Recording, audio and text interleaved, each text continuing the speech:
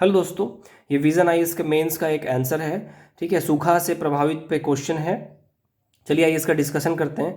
इसमें मैंने qualitative points का वर्णन नहीं किया है, जिसकी वजह से मेरे मार्क्स इस क्वेश्चन में कम आए थे। और मार्क्स कैसे कम मिलते हैं इसे सीखने के लिए मिलेगा। देखिए क्वेश्चन नंबर यहाँ पे 17 है। तो एक क्वेश्चन लिखते लिखते जब आप आगे चलते जाते हैं लास्ट में, तो आप में थकान होता चला जाता है। तो कई बार आप जानने के बाद भी ना आपका पेन या फिर दिमाग में थोड़ी सी शिथिलता आती ही आती है। जैसे कि आप 2 घंटे तक लगातार पेपर लिखो, तीसरा घंटा जब आप पहुंचते हैं तो थकान हो जाता है। तो उसका भी असर इस आंसर में दिखा। चलिए इसका डिस्कशन स्टार्ट करते हैं। देखिए, व्याख्या कीजिए कि सूखा क्या है तथा इसके विभिन्न प्रकारों का वर्णन करिए। ठीक है, 2 क्वेश्चन यहाँ डायमेंशन देखिए, सूखा क्या है पहला, दूसरा क्या है विभिन्न प्रकारों का वर्णन कीजिए दूसरा। नेक्स्ट में आते हैं, सूखे के पर्यावरणीय और सामाजिक प्रभाव पर चर्चा करते हुए इनकी गंभीरता को बढ़ाने वाले कारकों को सूचीबद्ध कीजिए। एक तरह से देखा जाए तो 2, और यहाँ इसके पर्यावरण प्रभाव, सामाजिक प्रभाव और इसका गंभीरता जो बढ़ाने वाले हैं उसका सूचीबद्ध कीजिए। एक तरह से 5 डायमेंशन है। क्वेश्चन 15 नंबर का है, मतलब आप समझ रहे हैं 3-3 नंबर के हिसाब से आप इसको डिस्ट्रीब्यूट कर दीजिए। उसके हिसाब से सारे डायमेंशन को टच करना है। जो डायमेंशन आप छोड़ेंगे उसमें से मार्क्स कट हो जाएगा। अब देखिए मैंने डेफिनेशन कैसे लिखा है। जब किसी क्षेत्र में आवश्यकता से कम या कृषि करने योग्य भी वर्षा ना हो तो उसे सूखा कहते हैं। ठीक है, सूखा के पर्यावरणीय प्रभाव, संबंधित क्षेत्र में जल की कमी के कारण खेतों के सहारे जीने वाले अनेक छोटे छोटे जीव, पक्षी, गाय आदि को भोजन की कमी हो जाती है। ठीक है, संबंधित क्षेत्र में तापमान और बढ़ जाता है। डेफिनेटली बारिश नहीं होगा, हीट पड़ेगा तो तापमान तो बढ़ेगा। अब देखिए पर्यावरणीय प्रभाव के कुछ यहाँ पर बिंदु है। ठीक है, इसमें मृदा अपरदन होती है, मृदा की गुणवत्ता में ह्रास होता है। ये देखिए ये सब मेजर पॉइंट्स है, समझ रहे हैं आप। जबकि ये सब जिक्र मैंने नहीं किया। देखिए मैंने सस्ते में निपटाया है यहाँ पर, और आगे मार्क्स देखिएगा क्यों कम मिला है। ये सब मेजर पॉइंट्स है। देखिए यहाँ पर थर्ड में, ग्लोबल वार्मिंग को बढ़ाने तथा जलवायु में नकारात्मक प्रभाव डालती है। ठीक है, सूखा। अब देखिए सूखा का सामाजिक प्रभाव, अनेक किसानों का भरण पोषण मुश्किल हो जाता है। डेफिनेटली अगर कृषि नहीं होगी, उनका अनाज नहीं होगा, तो वो ना ही खाने लायक बचेगा और ना ही उसको बेच के आप कुछ पैसे अर्न कर सकते हो। कई लोग या परिवार आत्महत्या का शिकार हो जाते हैं, आपने देखा होगा। ठीक है, छोटे किसान महाजनों के कर्ज तले दबते चले जाते हैं। जब अगर किसी का फसल खराब होता है ना, तो पूरे क्या करते हैं, जो गरीब किसान होते हैं उनके पास ज़्यादा ज़मीन होती नहीं है। ज़्यादा ज़मीन नहीं है तो ऑलरेडी वो उनके पास पैसे कम है, किसी से कर्ज लेके अनाज खरीदें।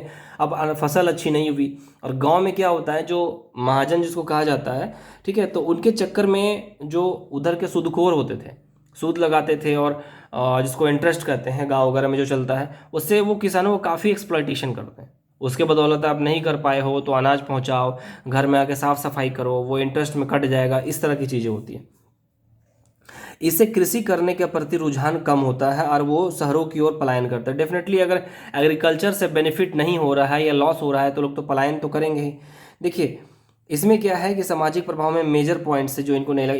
इससे कुपोषण बढ़ने की समस्या होती है। अगर आपको प्रॉपर फूड नहीं मिले तो कुपोषण होगा ही होगा। ठीक है, हेल्थ खराब, देखिए स्वास्थ्य खराब है। देखिए मेजर पॉइंट से मैंने इन चीज़ों को ये मिस किया है, ये सब मुझे लिखना चाहिए था।